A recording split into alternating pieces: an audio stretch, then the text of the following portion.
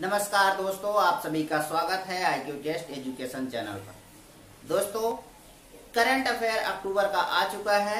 आज हम लोग उस पर चर्चा करेंगे और ये करंट अफेयर आपको करीब करीब 5 या 6 वीडियो में पूरे महीने भर का करंट अफेयर आपको मिलने वाला है। करेंगे तो चलिए पहला क्वेश्चन देखते हैं। स्वतंत्रता दिवस की बात करेंगे। 15 अगस्त 2022 स्वतंत्रता दिवस की बात करेंगे।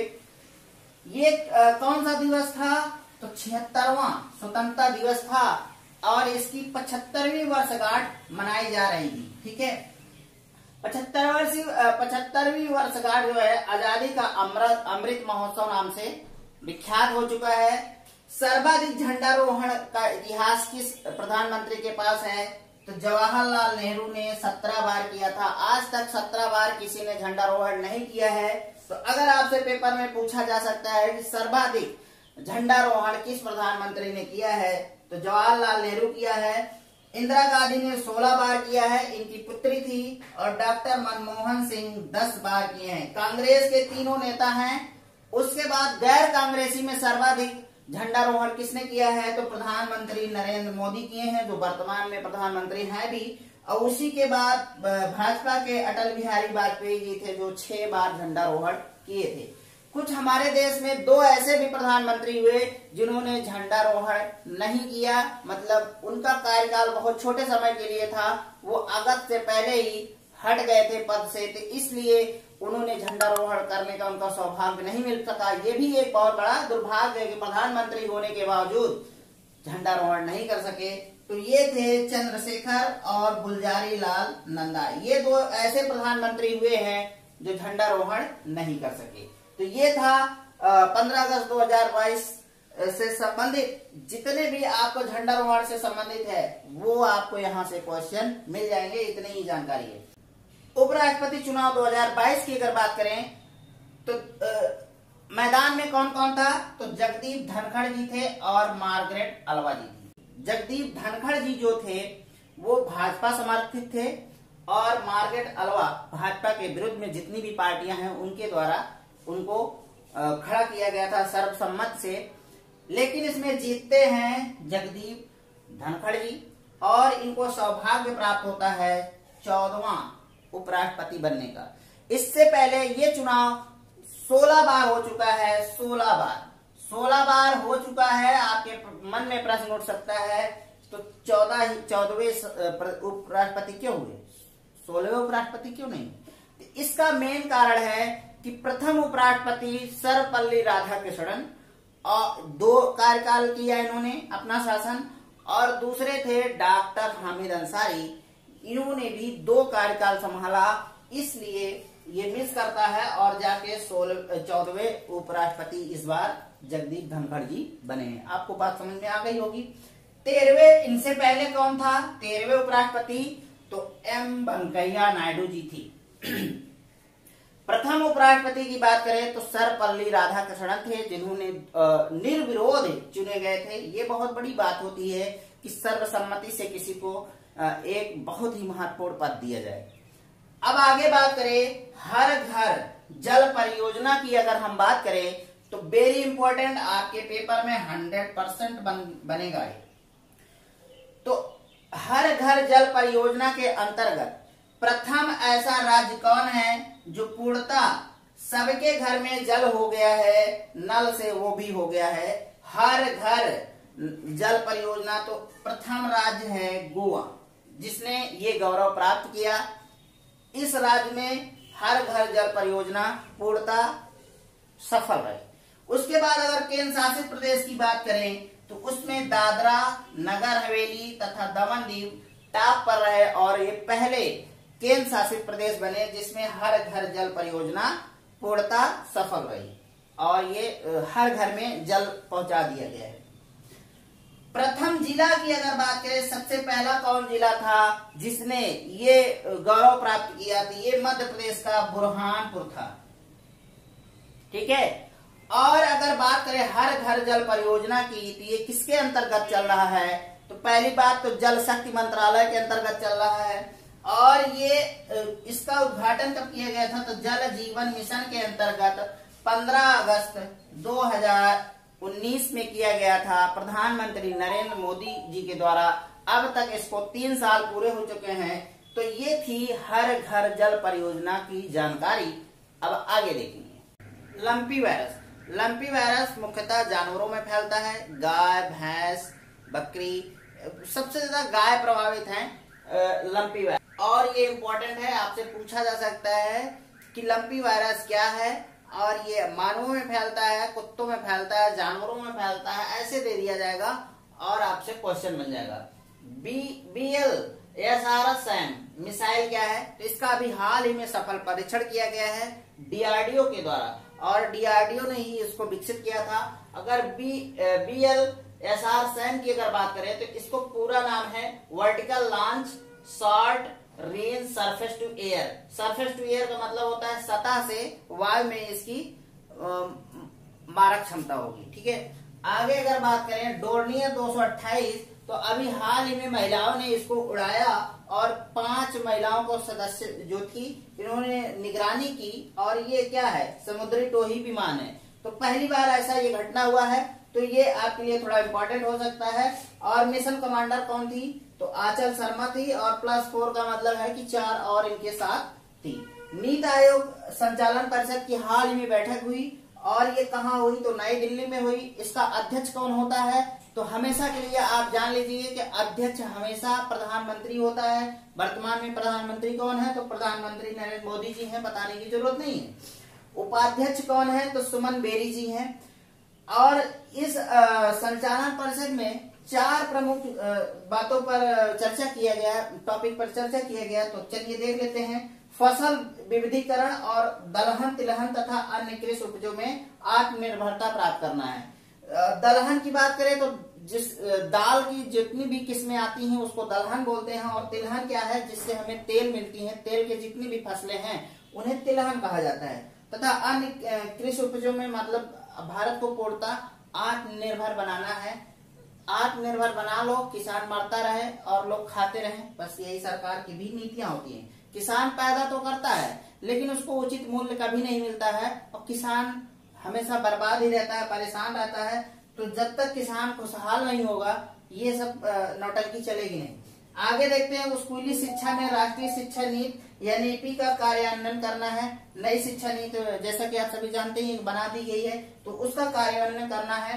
उच्च शिक्षा में राष्ट्रीय शिक्षा नीति का कार्यान्वयन, उच्च शिक्षा में भी राष्ट्रीय नीति को लागू करने की प्रयास किया जाएगा। शहरी शासन व्यवस्था को देखना है, चौथा था ये। राष्ट्रीय रेल एवं परिवहन संस्थान, इसका स्थान कहाँ है? तो ये है स्थान वडोदरा और गुजरात में। तो ये राष्ट्रीय रेल एवं परिवहन संस्थान ये जो है पहले रेलवे विभाग में बहुत बड़ी भूमिका निभाती थी। अब इसको जो है थोड़ा सा और अपग्रेड किया गया है, केंद्रीय विश्वविद्यालय के रूप में इसे मान्यता दे दी गई है, और इसका नाम हो जाएगा केंद्रीय गतिशक्ति विश्वविद्यालय के नाम से हो जाएगा। इसमें क्या किया जाएगा कि देश विदेश से लोग बुलाए जाएंगे, अनुभवी लोगों को प्रशिक्षण देंगे, और तरह तरह की नई तकनीकों पर भी काम किया जाएगा। रामसर सूची की बात करें तो भारत के कुल रामसर स्थल की जो संख्या है अब 75 हो गई, 75 हो गई है। सर्वाधिक रामसर स्थल जो है किस राज्य में है? तो तमिलनाडु में है, 14 रामसर स्थल हैं। उसके बाद दूसरा नंबर आता है उत्तर प्रदेश का, जहां 10 रामसर स्थल हैं। उत्तर प्रदेश में अभी हाल ही में जो 2 घोषित किए गए हैं तो नवाब पक्षी अभयारण्य है और पार्वती आगरा पक्षी अभयारण्य। और भी हैं, आपको मैं भी लिस्ट दे देता हूं, उसको आप जितने भी आपके क्षेत्र के अगर हैं तो उसको जरूर ध्यान में रखिएगा। तो दोस्तों ये रामसर जितने भी साइट भारत में हुए उनकी लिस्ट है, और शुरुआत के ये जो 21 हैं ये अभी हाल ही में भारत के रामसर साइट घोषित हुए हैं। तो ये इम्पोर्टेंट है, ज्यादा इम्पोर्टेंट यही वाला है आप लोग, लेकिन इसका स्क्रीनशॉट ले सकते हैं। अभी तक मैं भी बहुत सारे का तो नाम ही नहीं सुना था। तो ये कुछ ऐसे रामसर साइट हैं जो आपके पेपर में बराबर पूछे जाते हैं। आप इसका, मैं हट जा रहा हूँ, आप एक स्क्रीनशॉट अच्छे से ले सकते हैं और इसका आप अपने पास रख सकते हैं। तो आशा करते हैं कि अब आप स्क्रीनशॉट ले लिए होंगे। तो थोड़ा छोटा लिखा है तो पढ़ के सब बता देते हैं।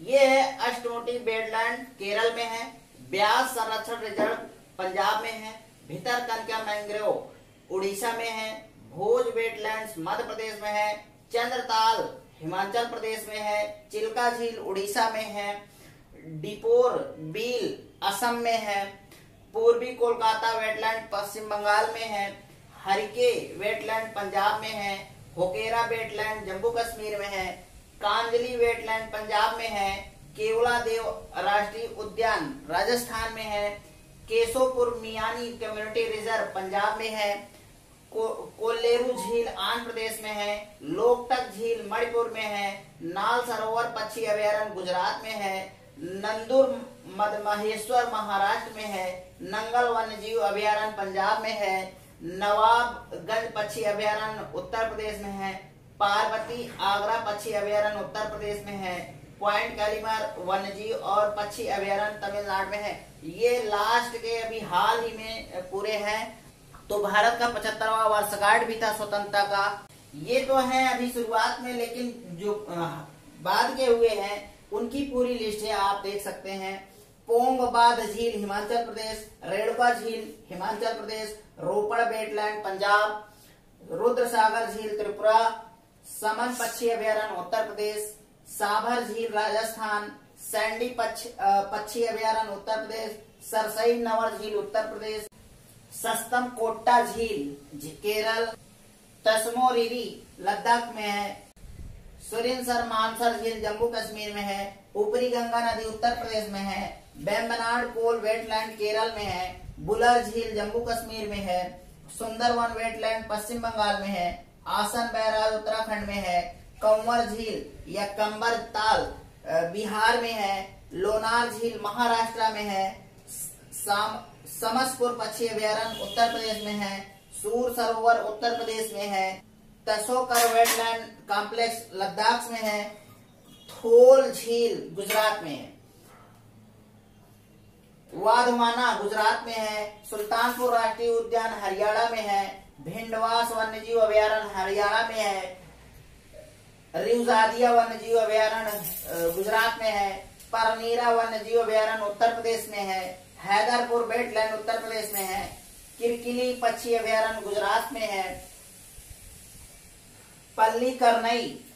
Pallikaranai Mars reserve forest Gujarat में है, पिचवरम मैंग्रोव गुजरात में है, पाला आंध्र भूमि मिजोरम में है, साक्ष्य सागर मध्य प्रदेश में है, कुंथन कूलम पक्षी अभयारण्य तमिलनाडु में है, gulf of Mannar marine biosphere reserve Tamil Nadu में है, बेम्बानूर वेटलैंड कॉम्प्लेक्स तमिलनाडु में है, बेल्लोड पक्षी अभयारण्य तमिलनाडु में है, बेदाथंगल पक्षी अभयारण्य तमिलनाडु में है, उदय मार्थाडपुरम पक्षी अभयारण्य तमिलनाडु में ही है, नंदलोक गोवा में है, रंगनाथिट्टू पक्षी अभयारण्य कर्नाटक में है, सतकोसिया गार्ज उड़ीसा में है, सिरपुर वेटलैंड मध्य प्रदेश में है, तमपारा लेक उड़ीसा में है, हीराकुंड रिजर्व उड़ीसा, अनसुपा लोक उड़ीसा, यशवंत सागर मध्य प्रदेश में है, चित्रणगुड़ी पक्षी अभयारण्य तमिलनाडु में है, सुचिदम थरूर वेटलैंड कॉम्प्लेक्स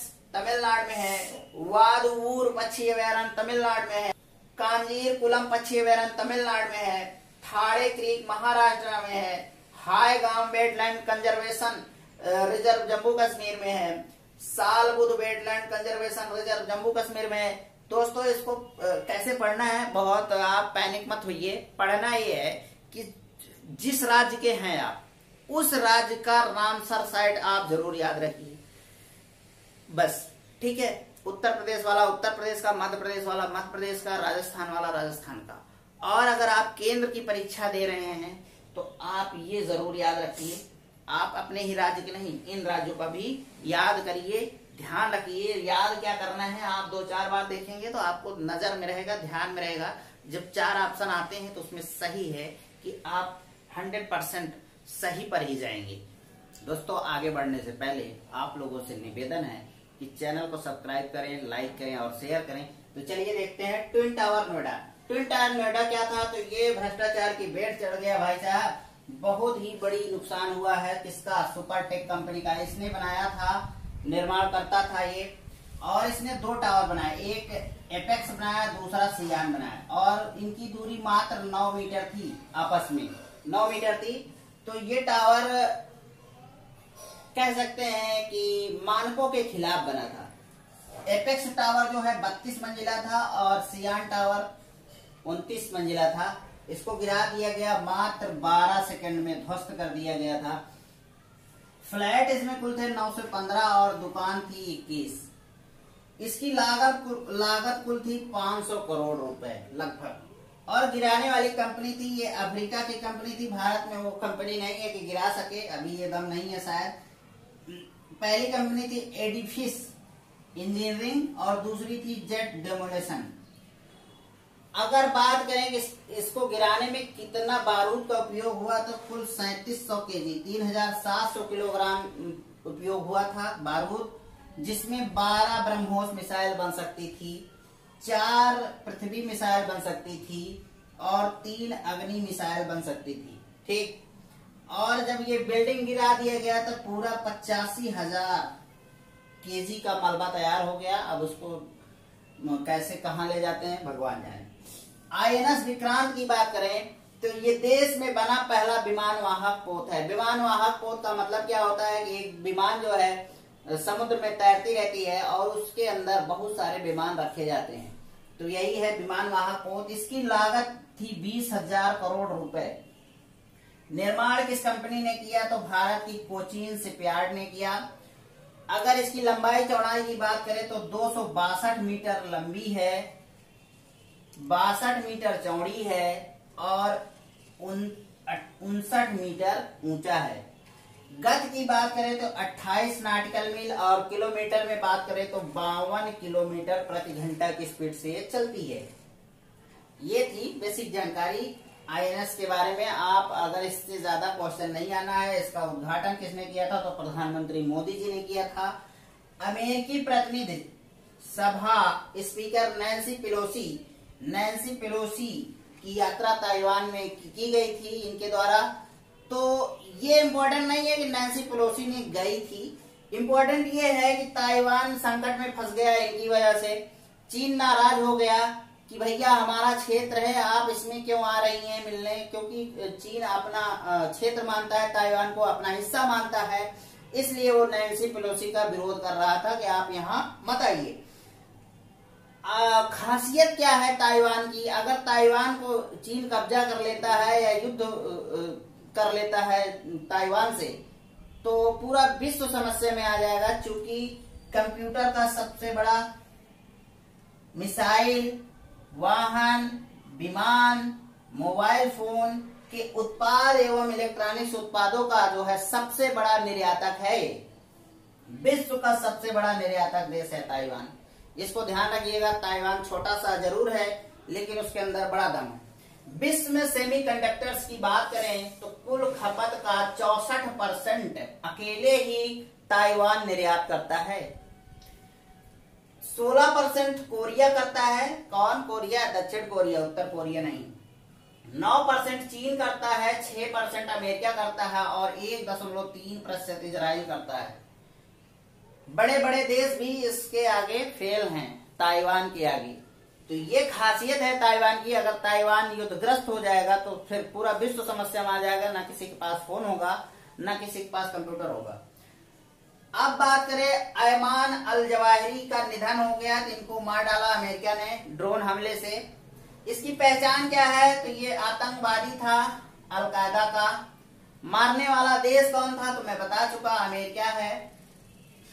बस इतना ही जानना है। अब बात करें तो भारत ने अभी हाल ही में अपना जो है पराग्वे में भारतीय दूतावास खोला और उसका उद्घाटन किया। उद्घाटन करने के लिए विदेश मंत्री एस जयशंकर जी गए थे, एस जयशंकर, और ये पराग्वे में जाने वाले प्रथम भारतीय विदेश मंत्री भी हैं। अगर बात करें तो ये इम्पोर्टेंट नहीं है, दूतावास खोला गया, पूछा जा सकता है फिलहाल, लेकिन ये जरूर पूछा जाएगा कि राजधानी क्या है पराग्वे की। तो इसकी राजधानी है एसनसियोन। तो दोस्तों ये था आज का करंट अफेयर। पहला वीडियो मैं समाप्त करता हूं, दूसरा वीडियो आपको जल्द ही मिलेगा। तब तक के लिए नमस्कार। लेकिन आप चैनल पर नए हैं तो सब्सक्राइब जरूर करिए और पुराने हैं तो शेयर करते रहिए और लाइक भी कर दीजिए। तो आज के लिए बस इतना ही। नमस्कार।